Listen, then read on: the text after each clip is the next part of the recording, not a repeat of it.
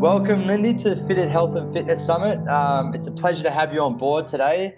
I've been doing a lot of research about you, and I love the concept of how you approach nutrition and being a dietitian. So, there's this, you run by this methodology of the Nude Nutritionist, and I love that concept. And please share more what this type of concept is.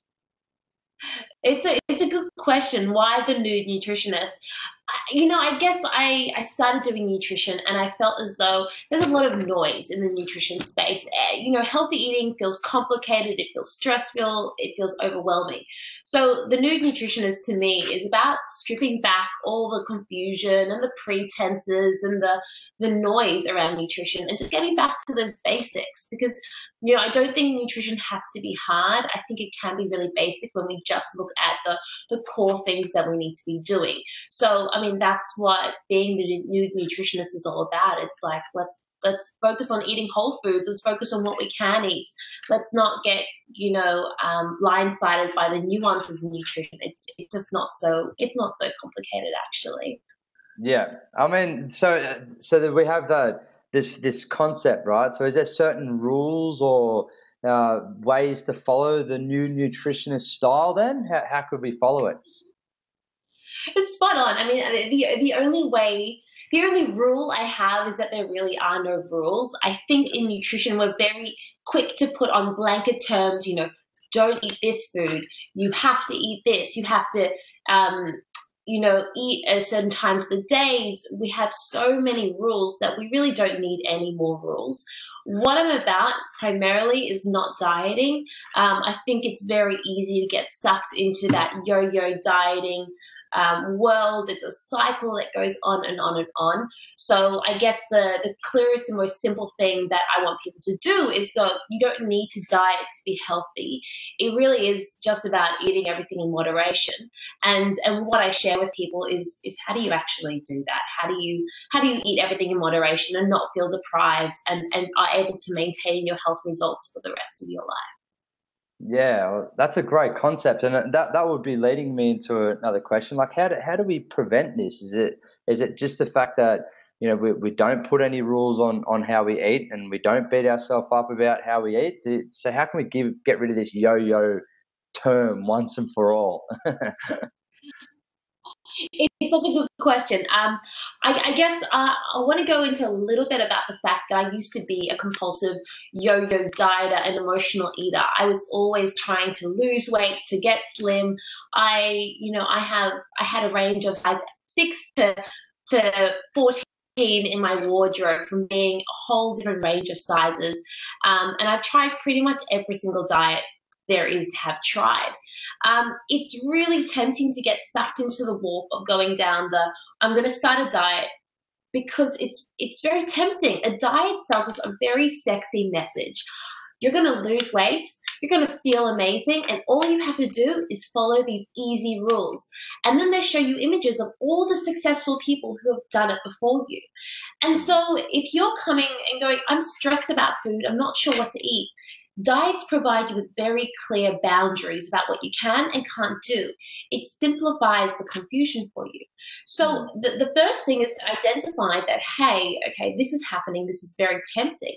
But the second thing is to realize that diets actually don't work in the long term. And I guess I was living proof of the fact that diets really don't work. But you might be shocked to know that only around 4 to 5% of diets succeed in the long term, which means that 96% fail.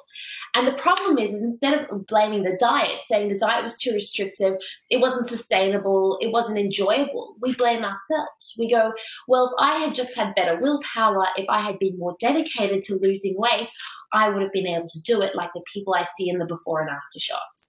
So it's self-perpetuating, because next time we want to lose weight, we go, oh, well, the diet, I can try that again, and maybe this time I'm going to be successful. So it's almost important to recognize the pattern that you go on to when you are a yo-yoer. And I guess what I can promise is that, the way I stopped yo-yo dieting is this. I had lost a amount of weight, times. And I said to myself, if it takes you 6 months to lose 2 kilograms, but you never put on those 2 kilograms again, and you never have to beat yourself up about what you can and can't eat, then it is absolutely worth it. So being patient in your pursuit of your health goals is so critical. It's very tempting to think I'm going to lose weight quick. I'm going to, get ready for summer. But I think it's more important for us to go, can I maintain this for the rest of my life before adopting any health trend? And the answer has to be yes, I absolutely can maintain this. Yeah, awesome. I mean, I love that concept, and then you're touching on emotional eating, yeah. And so does that brings me to another question: is do certain foods, pull me up or make me feel down? Because we're touching on that subject of anxiety and and people feeling down about themselves. Do you think food plays a part in that at all, or is it the concept of the diet that plays a part of it? What do you think? Well, I think it's all interrelated. I mean, you think about this. If you haven't had enough to eat and you get hangry, you get angry, you get irritable. So very quickly there's a link. If you go to uni to work and you haven't had brekkie, you're going to feel like a little bit more flat. And likewise, when we go and celebrate, it's normally around food. So what we eat is intrinsically linked with our emotional well-being. We can't help but allow it to be. So I guess the question is, are there certain foods that we can eat to help us feel better or lift our mood? And I think the most important thing here is there is no blanket term. There's not like I can't tell you there's a special ingredient that you add to your diet and suddenly it's going to boost you up. What I can say is you need to work out what works for you. So each person tends to be really different. So for example, if you're constantly eating something that's making you feel bloated, it's going to make you feel uncomfortable in your body. And ultimately that's going to, diminish your confidence, and that's going to have quite a big impact on your mood. But if you find that eating, filling up on plenty of vegetables, which the research supports is a good idea, is going to make you feel better in the long term, well, that becomes your happy food. Yeah. The research does show there's a few foods that we can eat to boost our mood. So things like our legumes, dairy foods has also been associated with happier people, and carbohydrates. So what they found is that when people cut out carbohydrates, they tend to get depressed. You have higher rates of emotional poor health. So, one of the things I don't want people to do is to go and cut out whole food groups, because I think it's a very quick way to feel anxious around food and to start to feel as though you feel deprived, you feel like everyone else can eat a certain food. Yeah. So key that you don't cut out anything. And then, of course, there's the whole sugar high aspect. It's a bit like sugar we know is kind of reacts in the body the same way that a drug would. So if you're going to be having a lot of it and then you quickly deprive yourself because you started a diet on Monday, you're going to feel pretty crappy. So I don't advocate that you quit sugar, but I do think you need to be a lot more mindful about what it is that you're putting in your body. And rather than focusing on not eating sugar, rather focus on the stuff that makes you happy, and slowly you'll crowd out the less healthy, unhappier food. Yeah, well put. Very well put. And so this might be a bit of a question that doesn't get asked as much. And coming from a male, I had a lot of female clients. Like 90% of my clients when I was personal training and group fitness was females. So the question would come up a lot that when it comes to that time of the month, they tend to have that increase of wanting sugar cravings, and they just want to they want to really go for those they have that sweet tooth. Do you recommend staying away from stuff like that, or how can we sort of balance that out with the sugar cravings at that time of the month? It's a really good question. It's a great question. And I also get this question a lot. The thing is, as I said, I don't believe in cutting out anything, because I think it's a form of punishment to say, all right, well, it's that time of the month and I'm really not allowed anything, and now I feel really emotional. What am I going to turn to? And I think that's when we start to cause things like emotional eating and binge eating, which we really don't want to go down the pathway of. Because when it's the time of the month, you are emotionally more susceptible. You've got a huge, a huge amount of hormones that are running through your body. So we really don't want to aggravate that in any capacity. Yeah. So what I would say is you need to give yourself permission to have your treats, but we need to do it mindfully. So, for example, what you might do is go, I'm allowed to have a piece of chocolate every single day. And you put it there as I am allowed it. That permission is really critical. But if you do so, you do so in a controlled environment. So, for example, don't go and stock up on chocolate in your house. That's not going to be a great plan because you're going to come home, you've had a hard day, chocolate's going to be sitting asking you to eat it. What I would do is I'm allowed to eat chocolate. I have permission. But it means that I need to leave the house and I need to go and buy chocolate somewhere else. And then I can consume it somewhere else, ideally in front of other people, with other people. And that changes the dynamic of I'm home alone, I'm eating, there is chocolate in the house, I'm allowed to eat it, and therefore I'll eat the whole thing. It takes forward planning. Number one is permission, and number two is accepting that you're allowed to eat it, but you don't need to create an unhealthy environment at home to endorse the behavior. But you're always allowed to go and sit out because sometimes you just need a piece of chocolate. Yeah, awesome. Well, that's great concept. And I know I'm getting the message a lot more that, don't cut things out. But, there's certain, as you said before, there's certain foods that react to certain people. What about fluids? Like, what about, teas and coffees and stuff like the caffeine? I love my coffee and I'm a fitness instructor, so, but I try and limit myself to a certain amount per day. Is there any research that shows that coffee is great for us? I actually find, for me personally, that it unlocks this creative energy source. So it might be a placebo thing, or it just seems to unlock, and I tend to concentrate and have great ideas. I've written a book actually on a coffee high. So. Well, then definitely don't stop. I think what you're saying is, what you're experiencing is so spot on, that having caffeine can actually give you a bit of a boost. The research showed that having a bit of caffeine is actually beneficial to our health. Now, that doesn't mean that if you don't drink coffee, you should start drinking coffee to reap the benefits. What I am saying is, if you are a coffee drinker, it's really not so bad for you. It can be really good for your heart health, and it is better for your concentration levels. And of course, it can take away your appetite slightly. The problem is when we start to get into that level, when you start to get shaky and you feel uncomfortable in your body, that's clearly too much. Each person has a different tolerance for caffeine.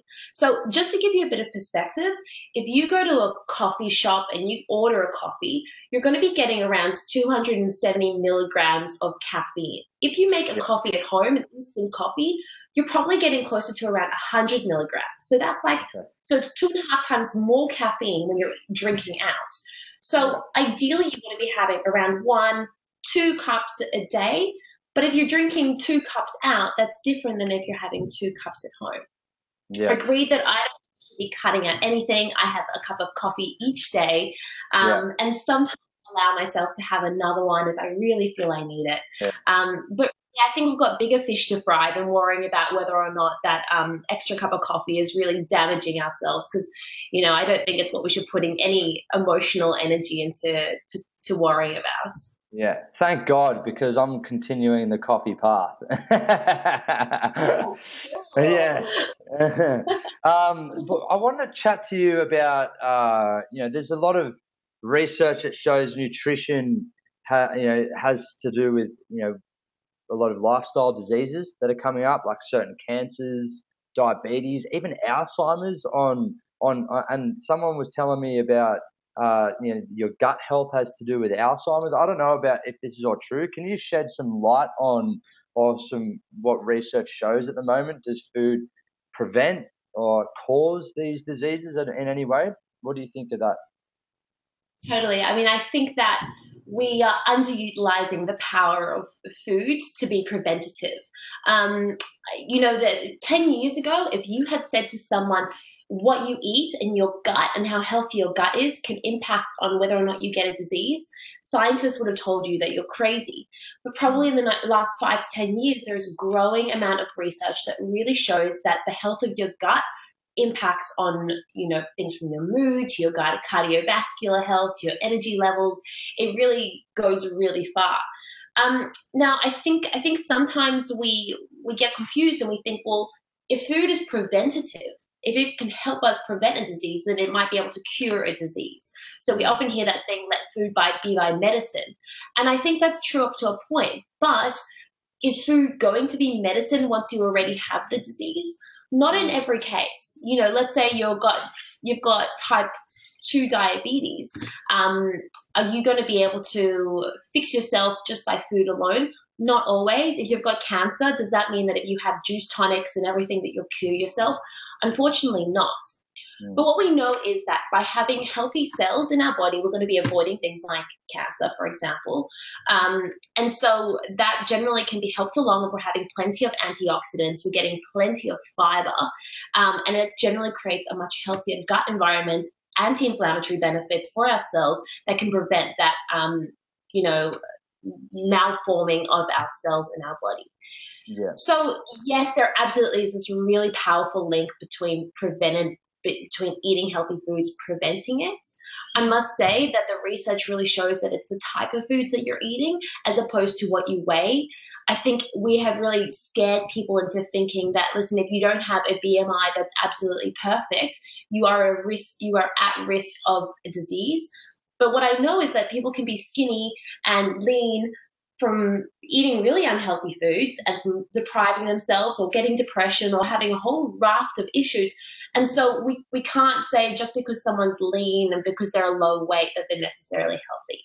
So just to kind of summarize that, we can definitely prevent diseases with the food we eat. Can we cure all diseases with food? Not exactly. And the focus should really be on the kinds of foods we're eating as opposed to what it is that we weigh. Yeah. Okay. Cool. So, I mean, say for me, for example, I'm a trainer, and I'm pretty lean guy. I'm not Arnold Schwarzenegger or anything. So how would I know?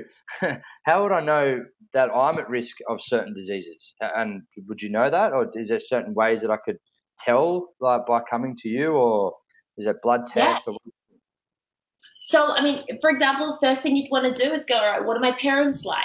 What about my grandparents? What in my family, what genetic links can I possibly gather? Okay. There's quite a strong component of genetic link between putting you at a higher risk of developing certain diseases. So that's like the first thing you kind of do to scope it out. Second thing you could do is you could have a look at your blood test. So things like diabetes, we're going to be picking up stuff like your blood sugar, your blood glucose, how is that being controlled? You do like long-term tests that you could see how it's managed over the year. And that would put you as like a risk factor or not. Your LDL, your HDL cholesterols, all these levels are going to tell us how you're faring in terms of your heart health. Yeah. Now, if you're a perfectly healthy person and I get your blood test back, is it going to tell me that you are preventing illness? Maybe, maybe not. So I don't think we really have the depth of understanding that we need to be able to go, okay, you may be potentially going to get this disease and this is what we can do about it. So we're not there yet. What is promising that I'm noticing in the research is the probiotic, prebiotic kind of concept. As we mentioned before, how healthy your gut is can dictate how healthy the rest of your body is. And this is very preliminary, but I kind of have this feeling that in the future, we'll be using specific probiotics as a way to prevent certain diseases. So you would get your gut microbiome checked to see how many gut bacteria you have, how healthy that gut bacteria is. And then, a nutritionist would then go, all right, well, these are kind of, maybe some ideal probiotics for you to be having. We're not up to that point. That's really awesome to think that is where we're going to get to. But I like to think that, I could look at a guy like you and say, hey, listen, I can't physically see anything, note anything, but if you do this is going to supercharge you in a way that we've never been able to do before. Yeah. Okay. Awesome. Well, very insightful so far. I really appreciate it. And then, because if I was to come to you then, so is there a certain process on how I can improve my nutrition through you? So just to give people a little bit more information on how you go about things. Totally. I mean, really what you could do, I actually, for one, I'm not seeing big clients. I'm not taking on any more clients at the moment. Yep. But hypothetically, let's say you go to a dietitian who's pretty similar to me and there are plenty of whole foods dietitians around. First thing I'd want to know is, I want to know about your lifestyle because, we underestimate how much your life, your stress levels really factor into your health.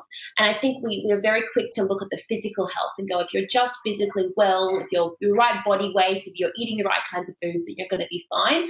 But it's really important to look at your emotional health, your lifestyle, and see whether or not those stresses are impacting on anything else.